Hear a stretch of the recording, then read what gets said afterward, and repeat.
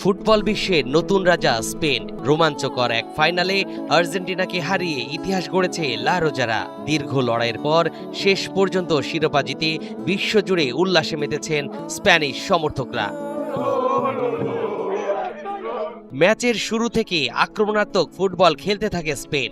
দারুণ পাসিং, বল দখল আর দ্রুত আক্রমণে একের পর এক সুযোগ তৈরি করে তারা। অন্যদিকে লিওনেল মেসির নেতৃত্বে আর্জেন্টিনাও সমান তালে লড়াই চালিয়ে যায়।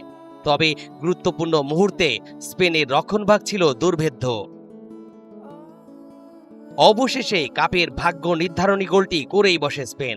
সেই গোলের পর ম্যাচে ফেরার চেষ্টায় মরিয়া হয়ে ওঠে আর্জেন্টিনা। একাধিক আক্রমণ করলেও স্পেনের গোলরক্ষক ও ডিফেন্ডারদের দৃঢ়তায় ব্যর্থ হয় আলবিসেলেস্তরা। আর শেষ বাঁশি বাজতেই আনন্দে ফেটে পড়ে স্পেনের খেলোয়াড় ও সমর্থকেরা। অন্যদিকে হতাশায় ভেঙে পড়েন আর্জেন্টাইন ফুটবলাররা। শিরোপা ধরে রাখার স্বপ্ন ভেঙে যায় তাদের। এই জয়ের মাধ্যমে বিশ্ব ফুটবলে নতুন এক অধ্যায়ের সূচনা করল স্পেন।